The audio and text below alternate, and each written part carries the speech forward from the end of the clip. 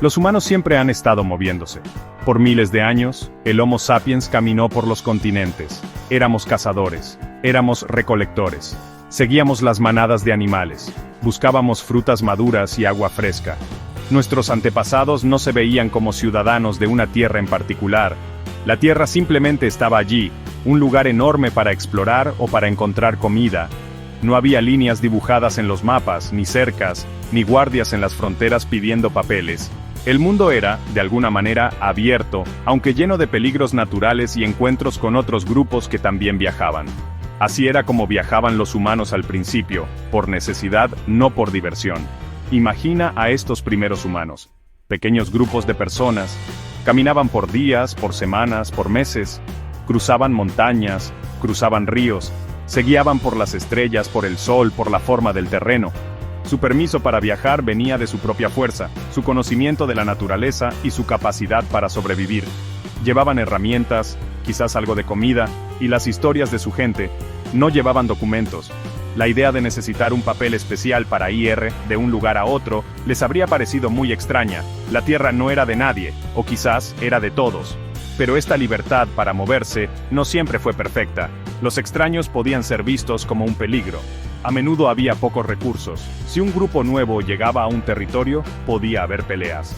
Así que, aunque no había fronteras oficiales, había reglas no escritas, peligros y territorios que la gente que vivía allí defendía. La necesidad de decir quién eras, de demostrar que venías en paz, o de buscar protección de alguien poderoso, empezó a aparecer poco a poco. Esto fue mucho antes de que existiera algo parecido a un pasaporte.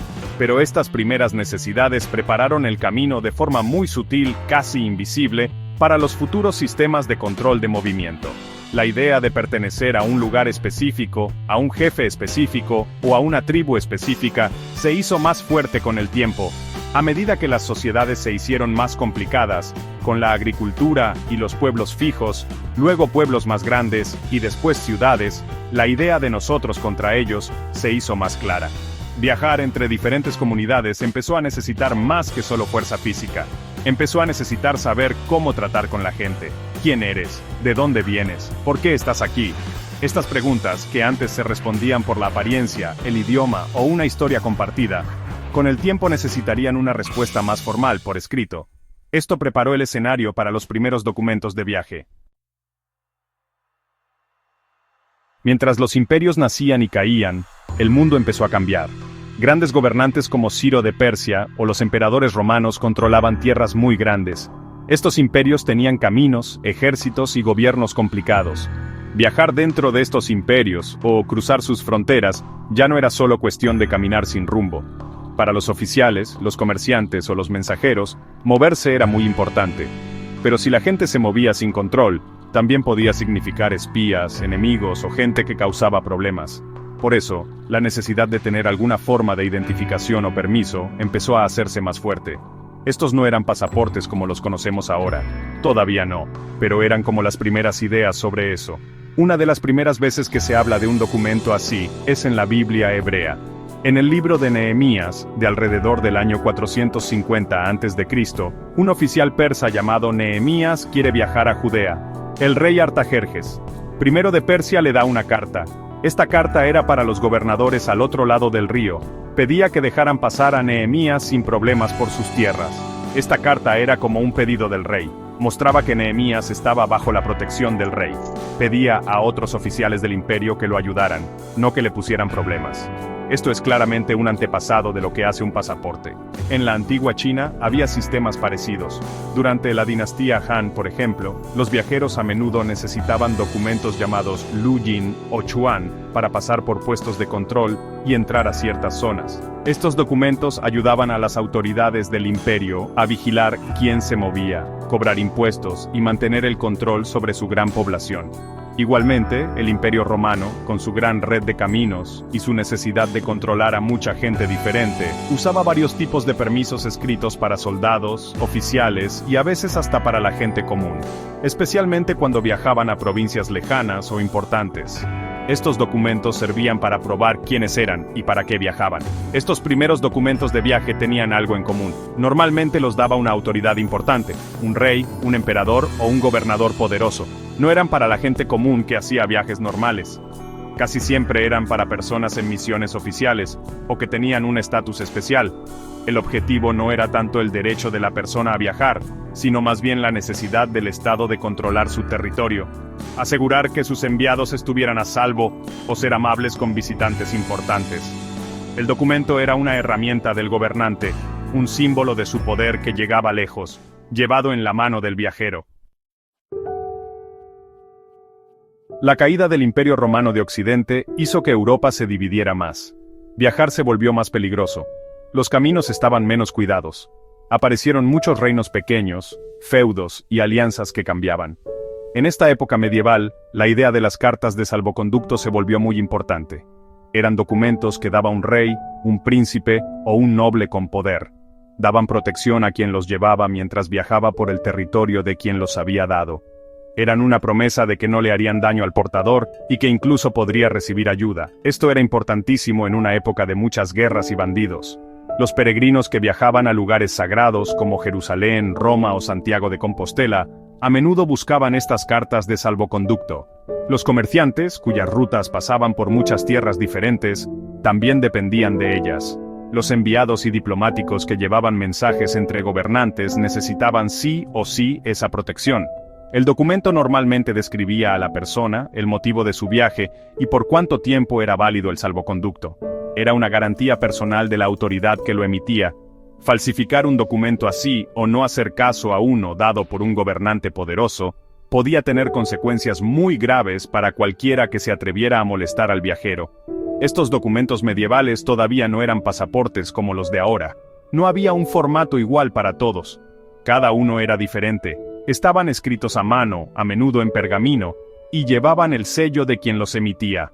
No se trataba necesariamente de probar la ciudadanía, porque la idea misma de ciudadanía era diferente a la de hoy.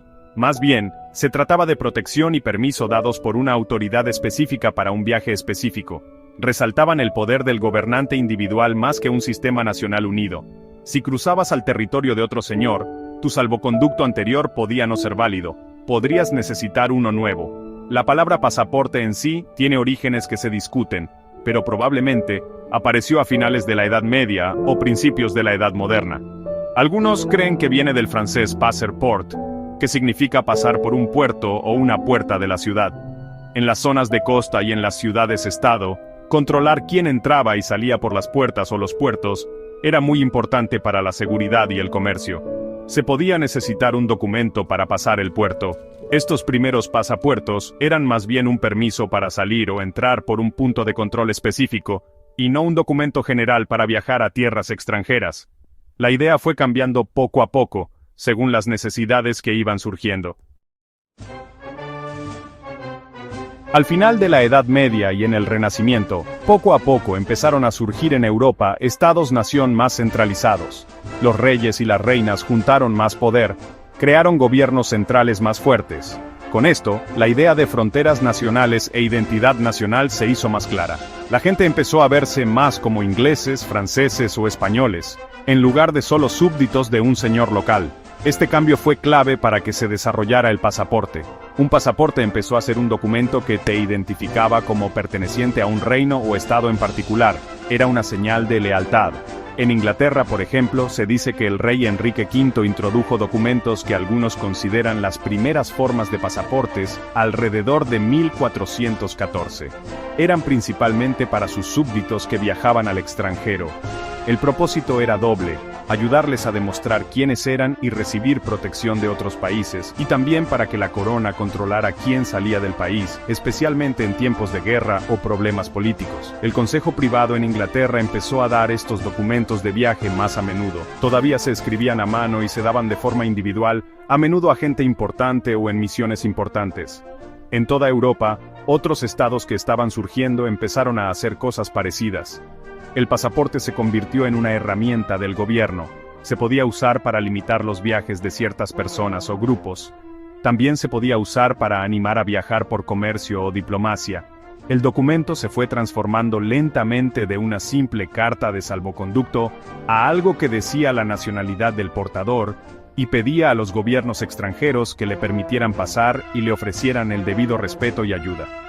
Era una forma en que el Estado que lo emitía mostraba su poder y su responsabilidad hacia sus ciudadanos, incluso cuando estaban fuera. Sin embargo, estos primeros pasaportes no eran para todos. Mucha gente común, especialmente los pobres, todavía viajaban sin ningún documento. Si es que viajaban, lo que se necesitaba para tener un pasaporte cambiaba mucho de un país a otro y a menudo dependía de la situación política. A veces se exigían de forma estricta, otras veces menos. No había un acuerdo internacional sobre cómo debía ser un pasaporte o qué información debía tener. Era un sistema con muchas piezas diferentes, que reflejaba un mundo donde la idea de que los países colaboraran en estas cosas apenas estaba empezando. El pasaporte era un instrumento del Estado, para el Estado.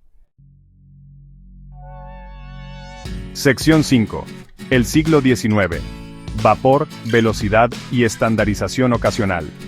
El siglo XIX trajo cambios muy grandes en el transporte. Los barcos de vapor y los trenes hicieron que viajar fuera más rápido y más fácil que nunca.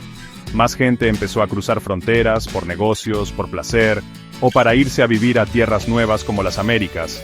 Este gran aumento de viajes internacionales puso en aprietos a los viejos sistemas de documentos de viaje, que no estaban bien organizados. Algunos países empezaron a ver que necesitaban sistemas de pasaportes más organizados. Sin embargo, la tendencia no fue del todo directa.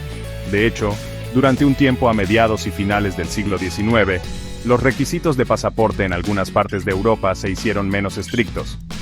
Esto de que fueran menos estrictos se debió en parte a las ideas liberales de la época, que preferían que la gente y las mercancías se movieran más libremente. También era una cuestión práctica. Revisar los documentos de la enorme cantidad de viajeros se volvió muy pesado. Algunas naciones quitaron la obligación de tener pasaporte para entrar o salir, o para viajar entre países vecinos. Pareció por un momento que los pasaportes podrían volverse menos importantes, quizás incluso pasados de moda, en un mundo cada vez más conectado. Esto, sin embargo, fue algo temporal. La idea de un mundo sin fronteras internas todavía estaba lejos de ser real, ya que seguía habiendo tensiones entre las naciones. A pesar de este periodo en que fueron menos estrictos, sí hubo intentos de algún tipo de estandarización, aunque de vez en cuando. Los países empezaron a imprimir los pasaportes en lugar de escribirlos a mano uno por uno. Algunos empezaron a incluir una descripción física de la persona, edad, altura, color de pelo, color de ojos. Este fue un primer intento de unir el documento de forma más segura a la persona. Las fotografías todavía no eran algo normal.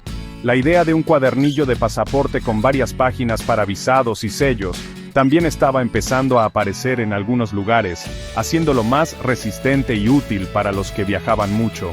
Estados Unidos, por ejemplo, no siempre trató igual el tema de los pasaportes durante este siglo. Los oficiales consulares en el extranjero los daban, y el Departamento de Estado los daba dentro del país. Durante mucho tiempo, no fueron estrictamente obligatorios para los viajes internacionales de los ciudadanos estadounidenses. Sin embargo, en tiempos de conflicto, como la Guerra Civil, los requisitos de pasaporte se hicieron más estrictos. El siglo XIX, por lo tanto, fue una mezcla de cosas para el pasaporte. Vio tanto un aumento en la necesidad de tenerlos debido a más viajes, como períodos en los que su uso disminuyó, junto con los primeros intentos de hacerlos más iguales y seguros dentro de cada nación. Sección 6. Guerra y muros. ¿Cómo los conflictos mundiales crearon el pasaporte moderno? La facilidad para viajar que algunos tuvieron a finales del siglo XIX terminó de golpe cuando empezó la Primera Guerra Mundial en 1914. Este conflicto transformó el pasaporte de un documento que a menudo no era obligatorio a una herramienta esencial para la seguridad nacional. De repente, todas las naciones en la guerra, e incluso las neutrales, empezaron a desconfiar mucho de los extranjeros. Distinguir al amigo del enemigo, al ciudadano del espía, se volvió lo más importante. Las fronteras, que habían sido bastante fáciles de cruzar, se cerraron casi de la noche a la mañana. La época de viajar al extranjero sin documentos y sin preocupaciones se acabó. Durante la guerra, los países rápidamente pusieron controles de pasaporte muy estrictos.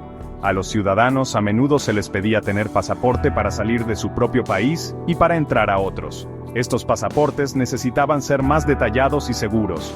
Incluir una fotografía de la persona se convirtió en un requisito muy común. Esto fue un cambio muy importante. Una fotografía hacía mucho más difícil que alguien usara un pasaporte que no era suyo. Detalles como la fecha de nacimiento, el lugar de nacimiento y otra información para identificar a la persona también se volvieron normales. El pasaporte era ahora un documento de identidad serio, revisado con mucho cuidado en cada frontera. El final de la Primera Guerra Mundial no trajo de vuelta la libertad para viajar de antes de la guerra. Las sospechas y las preocupaciones por la seguridad continuaron. Los gobiernos habían visto el poder de los sistemas de pasaportes para controlar el movimiento e identificar a las personas. No querían renunciar a este control. Además, la guerra había creado nuevos países, cambiado las fronteras y producido millones de refugiados y personas sin país. Los pasaportes y los visados se convirtieron en herramientas clave para manejar estos enormes movimientos de población y para definir quién pertenecía a dónde en el nuevo orden mundial que se creó después de la guerra. La Revolución Rusa y otros grandes cambios políticos también ayudaron a que los sistemas de pasaportes se hicieran más fuertes. Las naciones tenían miedo de que se extendieran ideas radicales y querían controlar quién entraba en sus territorios. El pasaporte se convirtió en un filtro, una forma para que los estados intentaran dejar fuera a aquellos que no querían. Así, el pasaporte, que una vez había sido una carta de salvoconducto o una marca de un viajero con privilegios, ahora se estaba convirtiendo en una cadena obligatoria para algunos y una llave vital para otros. Fue un instrumento creado en el fuego de los conflictos mundiales, cambiando para siempre cómo la humanidad cruzaba de una tierra a otra. Sección 7. La Sociedad de Naciones y la búsqueda de un estándar mundial. Después del caos y el movimiento de personas de la Primera Guerra Mundial, se reconoció que se necesitaba la cooperación internacional en muchas cosas. Una de estas cosas era el tema de los pasaportes y los documentos de viaje. La gran cantidad de reglas y tipos de documentos diferentes durante la guerra había creado un sistema confuso y que no funcionaba bien. En 1920, la recién creada Sociedad de Naciones, un primer intento de organización mundial para la paz y la cooperación, organizó la Conferencia de París sobre pasaportes, trámites de aduana y billetes directos.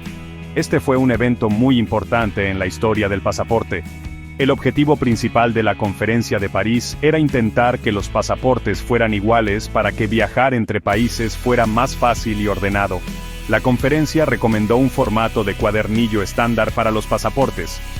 Sugirió que los pasaportes se dieran por un periodo de al menos 2 años, y preferiblemente 5. También propuso que estuvieran escritos en el idioma del país que los emitía, y también en francés, que en ese entonces era un idioma importante en la diplomacia.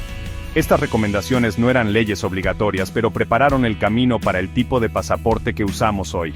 Muchos países empezaron a seguir estas ideas. Hubo más conferencias y discusiones organizadas por la Sociedad de Naciones en los años siguientes, como en 1926 en Ginebra. Estas reuniones siguieron mejorando las recomendaciones. Hablaron de cosas como qué debía tener el pasaporte, si se podía incluir a la familia en un solo pasaporte, y los requisitos para los visados. Aunque tener todo igual todavía era un sueño lejano, estos esfuerzos fueron el primer intento internacional importante de crear un sistema de pasaportes uniforme.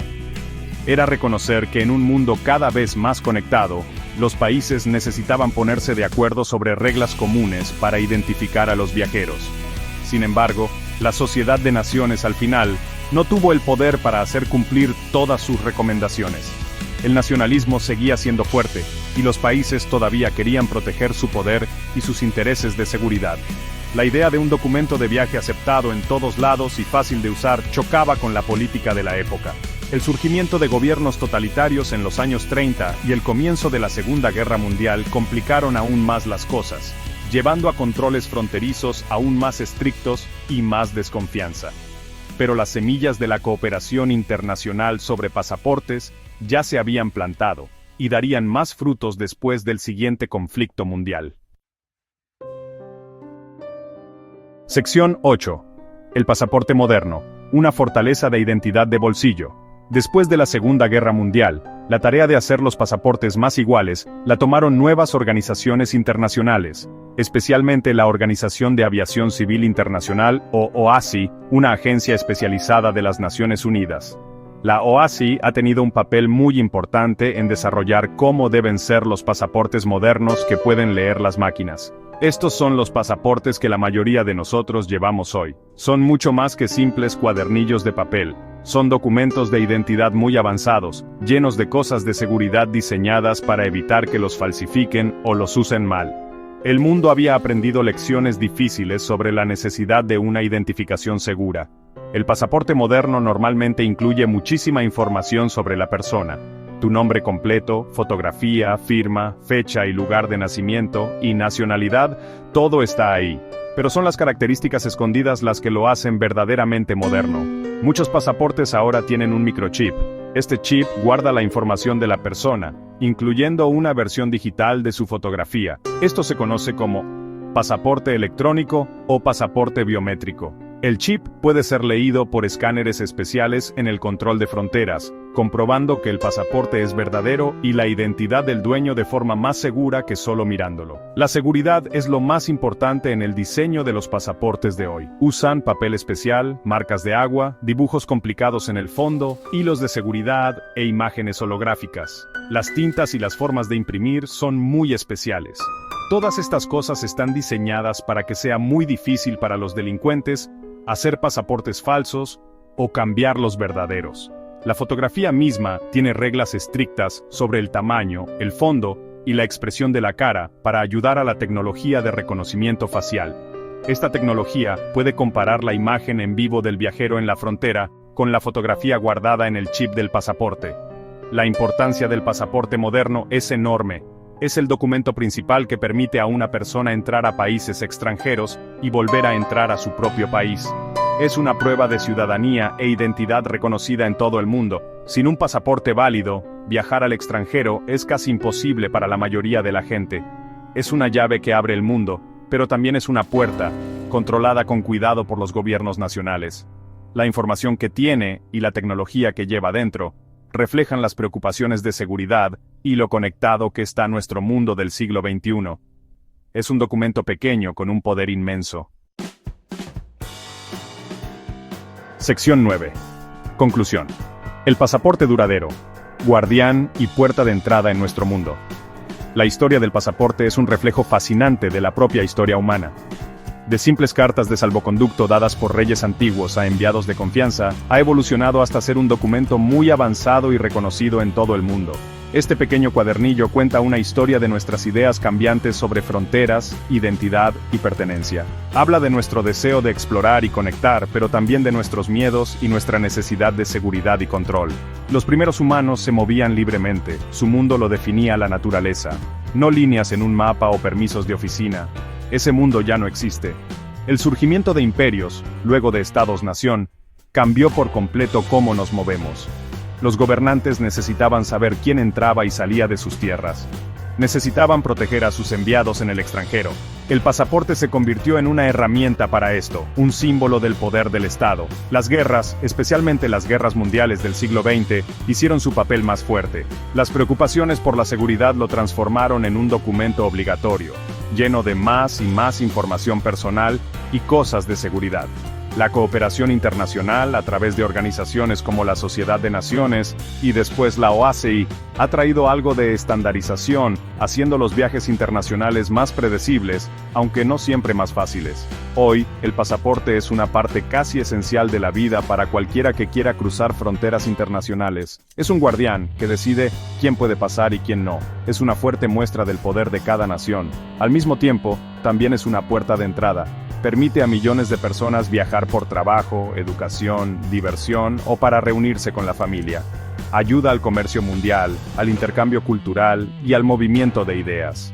La tecnología que tiene dentro, como los chips biométricos, sigue evolucionando, prometiendo aún más seguridad y, quizás, nuevas formas de comodidad o control. La historia del pasaporte está lejos de terminar. Mientras vivamos en un mundo de naciones separadas, cada una queriendo proteger sus fronteras y definir quiénes son sus ciudadanos, este documento o algo parecido seguirá existiendo. Es un testimonio de nuestra compleja historia humana, nuestro antiguo deseo de explorar, nuestra capacidad para crear sistemas complicados de orden social y nuestra lucha continua por equilibrar la libertad con la seguridad. El pasaporte que tienes en tu bolsillo no es solo un documento de viaje, es un pedacito de historia, un símbolo del mundo que hemos construido, con todas sus oportunidades y todas sus limitaciones.